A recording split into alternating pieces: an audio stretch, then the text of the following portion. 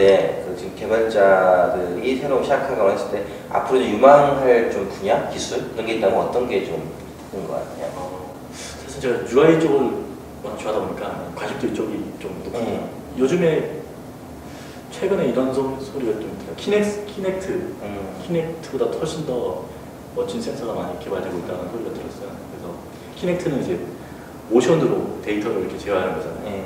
그러니까 UI 기술도 이런 기존에는 어떤 평면 아래서만 움직일 수가 있었는데 이런 키넥트 같은 이런 센서들이 만나면서 데이터를 훨씬 더 다양하게 만들 수 있는 날이 오지 않을까 싶습니다. 그렇게 그 접점의 기술이 분명히 생길 거고요. 그 현장에서 도움이 되는 자신만의 개발 노하우 혹은 뭐 기타 노하우라는 게 있나요? 실제로 개발을 하게 되면은 항상 그 문제가 되는 게 그 실제로 협업을 하면서 뭔가 디자인이 바뀐다던가 고객 요구사항이 바뀐다던가 그런 게 굉장히 많거든요. 저 같은 경우는 그 한번 개발하는 걸 최대한 살리기 위해서 기능이나 디자인을 이렇게 최대한 분리하려고 쓰거든요.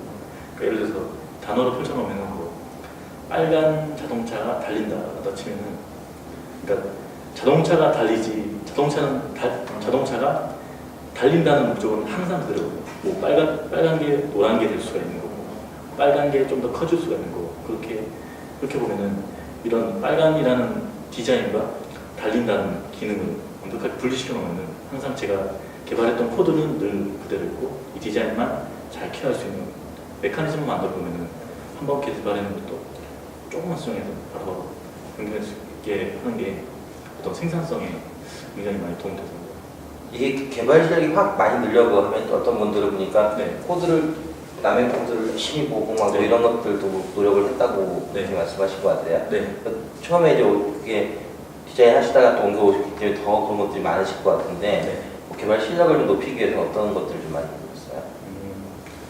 우선 초기에는 그 어떤 제품을 개발을 해놓은 걸 보고 이걸 소스를 깠을 때 무턱대고 소스를 갔을 때는 소스 분량이 너무나 컸기 때문에 엄청 힘들었거든요. 근데 이제 이 제품의 구조 자체를 분석하고 구조를 먼저 그림으로 보고 나서 개발 소스를 보고 나니까 훨씬 더 이해하기 편하더라고요.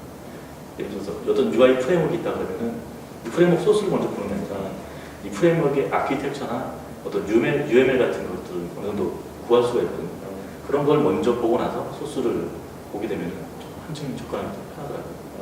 그래서 저도 사실 뭐 초기 공부할 때 뭐 여러 가지 오픈소스 프레임워크 소스를 까보거나 직접 공부해서 좀 따라서 만들어보고 그런 거 많이 했었습니다. 처음에 공부 한 6개월 하면 이게 돼요? 빡세게 해야 되죠? 네. 처음에 뭐 학원 다닐 때는 자바 JSP를 개발했었는데 그때는 사실 그런 엄두도 사실은 못 냈었고요. 실제 개발을 하게 되면서 프레임워크를 개발을 하게 됐 시점에 안 하면 안 되는 시점에서 죽어라 파는 수밖에 없었던 거죠. 그때 많이 봤었습니다. 하고 공부했습니다. 지금도 이분 야간 밤 많이 새고 그러세요? 최근에는 조금 덜하고요. 뭐 제가 개발한 6년 가까이 된 것 같은데 5년 정도는 뭐 진짜 야근만 했던 것 같습니다. 그래서 집에서도 불만이 굉장히 많고 지금 이렇게 개발하시는 기간 동안 이제 가장 그 안에 개발자로서 굉장히 좋았다, 재밌었다고 하는 기억이 좀 있으시죠? 과정에서는 뭐 솔직히 좀 힘든 과정이 좀 많았었고요. 그 과정에서 내가 만들고 있는 어떤 제품이 이제는 뭔가 좀 빛을 발한다. 결과가 조금씩 보일 때 굉장히 뿌듯하더라고요. 이걸 그러니까 한 상품화 과정에서 굉장히 힘들었었는데 상품이 좀 나오는 시점이 다가오니까 좀 많은 희열을 느꼈습니다. 지금 보면 그 디자인 쪽 계신 분들은 개발자가 돈 많이 벌고 되게 재미있다고 하시고 제가 만나면 개발자 디자인 만나보니까 또 개발자분들은 디자이너가 더 좋은 것 같다는 말씀들 많이 하시는 것 같아요. 어느 정답이 있을지 저도 잘 모르겠는데 그렇게 말씀들 많이 하시더라고요. 그러면 그 지금 있어 보시니까 그 업계 뭐 문제점 아니면 뭐 그런 것들이 있나요? 개발자로서 힘든 부분들이나? 제가 느끼는 문제점은 이제 지나치게 공정화돼 있었던 거죠. 그러니까 뭐 예를 들어서 디자이너는 디자인만 하고 빠져버리고 개발자는 그걸 이어서 받아서 개발만 하고 또 그런 게 하나하나가 어떤 전체적으로 커뮤니케이션이 이루어지지 않고 그냥 공정 단위로 되다 보니까 어쩔 수 없이 커뮤니케이션에 문제가 생기는 거죠. 그게 굉장히 불합리하지 않나 생각합니다. 그래가지고 커뮤니케이션을 잘 이루어지면 아무 문제 없이 될 부분들이 많이 있다는 얘기죠. 네. 이게 하나의 사이트가 최종적으로 어떤 모습일 거라는 그림을 사실은 다 못 보는 거죠. 그래서 디자이너는 그 하게 될 디자인만 하고 그쵸. 개발자는 그 어떤 전체적으로 어떻게 돌아가는지를 모르고 일부만 기획서만 보고 개발만 하게 되고 그러다 보니까 전체적으로 완성도가 높아질 수가 없지 않나. 그게 왜 그런 거예요? 시스템적인 구조 때문에, 또 프로세스 때문에 그런 거예요? 아니면 뭐 프로세스 때문에 그렇죠. 전체적으로 그러니까 SI 구조 자체가 그렇게 돼 있다 보니까 모두가 하나의 완벽한 결과물을 바라는 그냥 제도 공정 안에서 사람을 뽑아서 일을 진행하는 거죠. 약간 건설업 비슷하게 돼 있어서 그런 것 같습니다. 지금 후배 개발자 요즘 개발자들한테 좀 많이 좀 뭐 어떤 부족하다, 오늘 보완했으면 좋겠다는 것들이 좀 있으신가요? 사실 뭐 저조차도 많이 노력해야 되겠지만 그 지나치게 이제 기술적으로만 편향되어 있지 않나 싶은 생각이 들어요. 이번에 제시오에서도 행사를 할 때 행사 주제가 팔로우에서 크리에이터가 되자는 주제거든요. 그래서 시대도 점점 더 크리에이터를 원하는데 기존의 그런 개발자 구조는 어떤 특정 랭귀지를 정말로 정통한 사람 이런 위주로 많이 흘러가다 보니까 트렌드가 많이 안 맞는 것 같아요. 그래서 후배들한테도 만약에 조언을 해주자면 특정 언어를 하는 것도 중요하지만 먼저 내가 어떤 걸 먼저 만들고 싶은지 생각을 먼저 해보고 언어를 하거나 기술을 배우는 게 더 바르지 않나 생각이 듭니다. 그게 뭐 언어는 어떤 것이어도 상관이 없다는 거죠? 언어는 트렌드와 시대에 따라 바뀔 수도 있고 뭐 트렌드에 따라 또 바뀔 수도 있긴 한데 자기가 뭘 만들고 싶다는 거는 그거는 안 변하는 거죠. 기술은 그저 도구일 뿐이고 자기가 평정으로 바라고 목표하는 바는 항상 고정돼 있거나 많이 바뀌지 않잖아요. 그저 기술을 도구로만 잘 쓰도록 해야 될 것 같습니다. 지금 보니까 6년 동안 한 4곳 정도 좀 회사를 이번에까지 이제 옮기시는 것 같은데 이게 좀 어떻게 보면 후배들 입장에서 좀 경력 관리라고 해야 되나요? 그러면 본인이 좀 어떻게 좀 해오셨어요?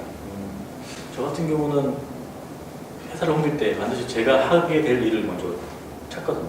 그래서 뭐 저 같은 경우는 그 회사에 들어가서 단순히 프로젝트를 하는 게 아니라 UI 쪽으로 내가 어떤 일을 할 수 있는지 그리고 그쪽에 제품 만약에 어떤 제품이나 서비스도 있으면 그쪽에서 내가 UI 쪽으로 어떻게 자리를 잡을 수 있는지 그런 것도 먼저 판별해보고 회사를 찾거든요. 그래서 지금까지도 계속 그렇게 이렇게 했었어요. 지금 보면 만약 책이라고 할까요? 평소에 이제 어떤 책을 좀 개발자들한테 권유하고 싶었던 책이 있다면 어떤 게 있을까요? 굳이 뭐 기술적인 거 아니더라도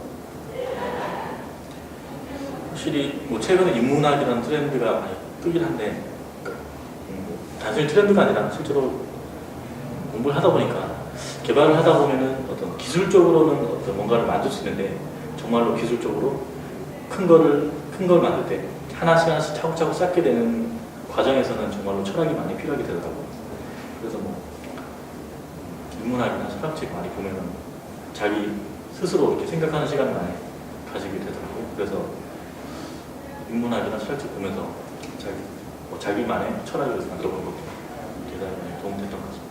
개발자로서 그러니까 디자인과 개발자 둘 다 할 수 있다는 건 굉장히 큰 장점인 것 같아요. 제가 봐도 드문 지원적으로 좀 좋은 것 같고 혹시 개발자로서 개인 비전이 있다면 어떤 게 있을까요?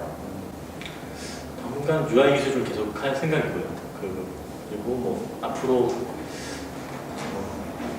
당분간은 UI 기술 하면서 제 나름의 UI 개발 도구 이런 걸 만들 생각이고요.